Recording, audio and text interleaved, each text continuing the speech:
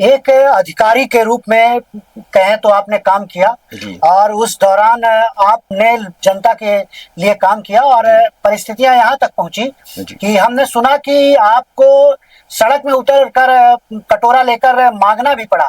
ऐसी परिस्थितियां कहाँ से आई? इसी बीच में लगभग 4 माह तक मुझे जीवन निर्वाह भत्ता दिया गया और पिछले अगस्त 2025 से आज दिनांक तक जीवन निर्वाह भत्ता भी बंद कर दिया गया है।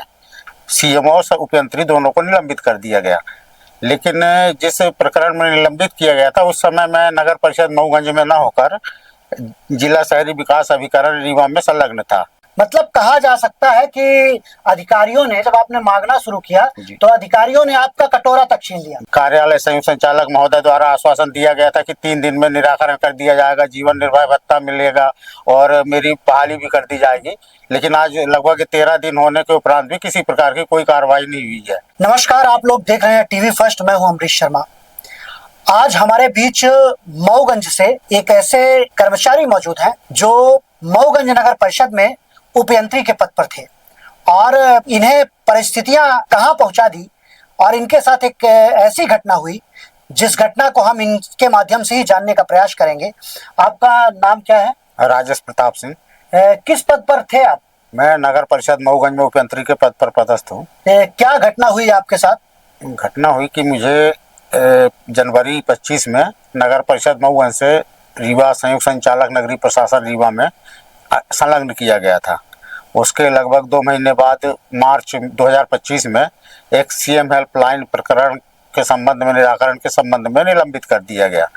निलंबित करने का कारण ये था कि नगर परिषद मऊगंज द्वारा पाइपलाइन के ऊपर नाली का निर्माण करा दिया गया था और इसके कारण कि नगर परिषद ने लापरवाही की है। पाइपलाइन के ऊपर नाली का निर्माण करा दिया गया है जिससे हितग्राही के यहाँ पानी नहीं जा रहा है। उसके देखते हुए सीएमओ और उपयंत्री दोनों को निलंबित कर दिया गया।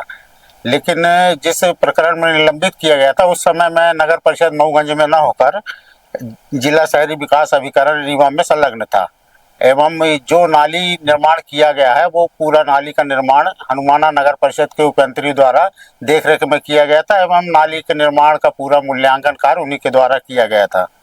इस संबंध में मेरे द्वारा कई आवेदन भी दिए गए कि मैं नाली निर्माण में नहीं शामिल हूँ, लेकिन उसकी भी कोई सुनवाई नहीं हुई है।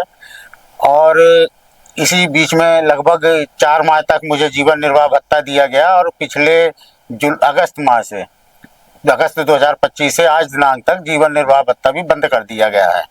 मेरे द्वारा इस संबंध में कई आवेदन दिए गए, सीएम हेल्पलाइन की गई, व्यक्तिगत रूप से कई बार कार्यालय में मिला जाकर, लेकिन लगभग 1 साल से कोई भी कार्रवाई नहीं की गई है। एक अधिकारी के रूप में कहें तो आपने काम किया और उस दौरान आपने जनता के लिए काम किया और परिस्थितियां यहाँ तक पहुंची कि हमने सुना कि आपको सड़क में उतर कर कटोरा लेकर मांगना भी पड़ा। ऐसी परिस्थितियां कहां से आई? क्यों ऐसी परिस्थितियां निर्मित हुई? क्या एक ऐसी पृष्ठभूमि तैयार की गई या अधिकारियों द्वारा मजबूर किया गया आपको? जी बिल्कुल, मेरे द्वारा इस संबंध में विभाग को कई आवेदन दिए गए, सीएम हेल्पलाइन में भी शिकायत की गई। इसके बाद मेरे द्वारा माननीय उच्च न्यायालय में भी याचिका दायर की गई, वहां से भी निराकरण हुआ कि 30 दिन में मेरे अभ्यावेदन का निराकरण किया जाए। 2.5 महीने होने के उपरांत भी हाई कोर्ट के आदेश का भी कोई पालन नहीं किया गया है, न मेरे आवेदनों पर कोई निराकरण किया गया है।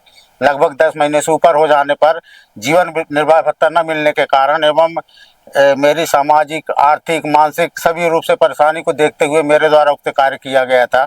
मेरे सांकेतिक भीख मांगने का कार्य किया गया था, लेकिन उसके उपरांत भी हमारे कार्यालय संयुक्त संचालक महोदय द्वारा आश्वासन दिया गया था कि 3 दिन में निराकरण कर दिया जाएगा, जीवन निर्वाह भत्ता मिलेगा और मेरी बहाली भी कर दी जाएगी। लेकिन आज लगभग 13 दिन होने के उपरांत भी किसी प्रकार की कोई कार्रवाई नहीं हुई है।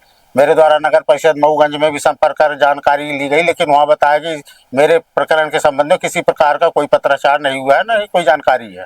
मतलब कहा जा सकता है कि अधिकारियों ने जब आपने मांगना शुरू किया जी। तो अधिकारियों ने आपका कटोरा तक छीन लिया। जी आपके निर्वाह भत्ते को तो छीना ही, और आपने बिल्कुल। जब मांगना शुरू किया कि जनता से ही कुछ सहयोग मिले जी। तो उसे भी छीनने का प्रयास किया।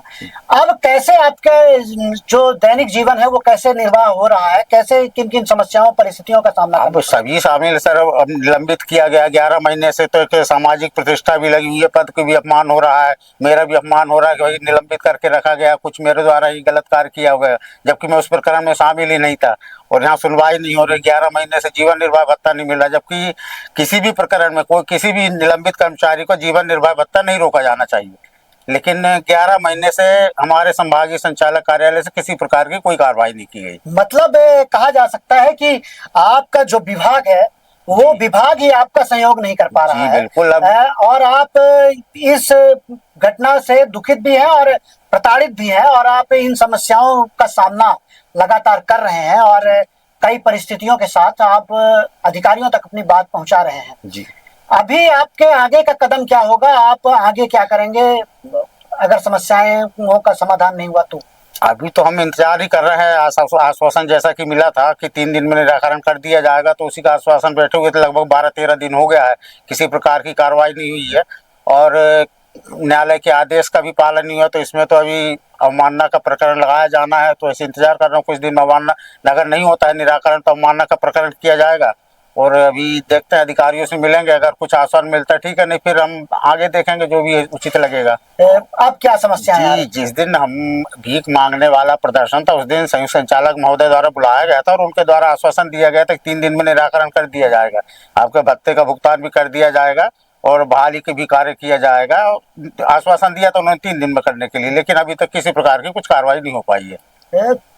ये घटना जो है, ये आप कह रहे हैं कि आप उस दरमियान रीवा में अटैच कर दिया गया था। जी, अटैच तो जो अटैच किया गया था वो किसी घटना के तहत किया गया था या विभागीय कार्रवाई? नहीं, ये निलंबित जो आदेश हुआ था मार्च में, तो उससे 2 महीने पहले शासन के आदेश से संलग्न किया गया था काम करने के लिए, वो किसी कारण से नहीं किया गया था, विभाग शासन के आदेश थे और उसे संलग्न किया गया था। जो शिकायत की कार्यवाही है, जो शिकायत हुई थी वो उस दौरान आप वहाँ पदस्थ थे जो घटना हुई थी या वो वहाँ पदस्थ नहीं? मैं पदस्थ नगर परिषद मऊगंज में ही था, लेकिन जो नाली निर्माण की बात थी उस समय मैं जिला शहरी विकास अभिकरण रीवा में संलग्न था। जब वो शिकायत जिस नाली का निर्माण की बात थी जिस पर निलंबित किया गया था, उस प्रकरण में मैं नगर परिषद मऊगंज में न होकर जिला शहरी विकास अभिकरण में ही संलग्न था। फिर ऐसा आपके जो प्रशासन है उसका कदम ऐसा उठाना कहाँ तक जायज है? इससे जायज नहीं है भाई। जब उस प्रकरण आया था CML प्लान की थी तो उसमें यथास्थिति देखना था, फाइल नस्ती देखना था, उसके बाद जो प्रकरण में वास्तविक उपयंत्री थे उनके बारे में जानकारी भेजना था कि उनके द्वारा कार्य कराया गया था, लेकिन मेरा नाम उसमें प्रस्तावित कर दिया गया और शासन को तो इस तरह पर जानकारी थी नहीं, तो जो यहाँ से नाम प्रस्तावित किया गया, गलत नाम प्रस्तावित किया गया है, उसके आधार पर निलंबित कर दिया गया था। मतलब कहा जा सकता है कि बिना जांच के, जी बिल्कुल, बिना जांच के आपके निलंबन का आदेश हुआ। बिल्कुल बिना जांच के निलंबित किया गया नाम प्रस्ताव, और उसके उपरांत भी मेरे द्वारा सूचना दी जा रही बार बार। उसके उपरांत भी लगभग 1 वर्ष से ऊपर हो गया है निलंबित, 1 वर्ष से लगभग 4 माह, लेकिन वहाँ कोई वास्तविक स्थिति आज तक शासन को नहीं भेजी गई है। अब क्या होगा, क्या करेंगे और कैसे इन सारी समस्याओं का जिनका आप सामना कर रहे हैं जी, इनसे कैसे गुजरेंगे, कैसे उबर पाएंगे? उभरने के लिए सर अब संयुक्त संचालक महोदय से निवेदन ही कर सकते, व्यक्तिगत निवेदन करेंगे। आवेदन तो मेरे द्वारा कई दिए जा चुके हैं, एक अब उन्हीं निवेदन है। अब देखते हैं, अभी तो मुलाकात नहीं, पिछले सप्ताह रहे नहीं है साहब, अब आ गए होंगे तो मैं मिलता हूँ कल परसों में, जैसा भी आश्वासन देंगे वैसा करेंगे, नहीं फिर जो भी नियमानुसार होगा कार्रवाई आदि किया जाएगा। इस विषय पर आप और कुछ कहना चाहते हैं?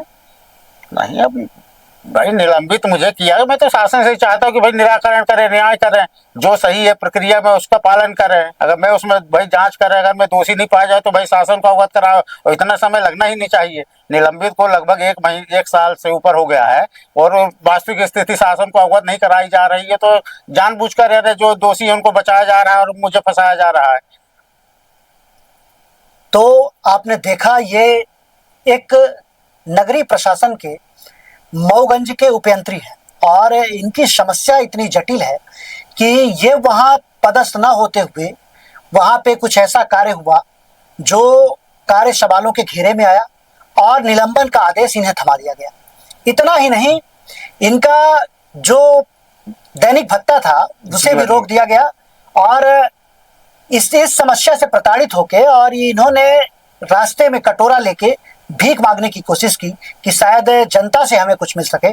किंतु यहाँ जब इन्होंने यह कार्य किया तो यहाँ के आयुक्त ने इन्हें आश्वासन दिया कि 3 दिवस उपरांत आपकी समस्या का समाधान किया जाएगा और विधिवत जांच कराई जाएगी। मतलब कहा जा सकता है कि वह कटोरा भी छीन लिया गया जिससे ये अपने दैनिक जीवन को चला सकते थे। अब आप सबके सामने यह सवाल है कि क्या किसी कर्मचारी के साथ इस तरह होना चाहिए?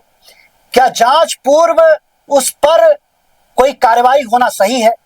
आप सब अपनी राय हमें कमेंट बॉक्स में दीजिए और देखते रहिए हर सच की पहली दस्तक टीवी फर्स्ट।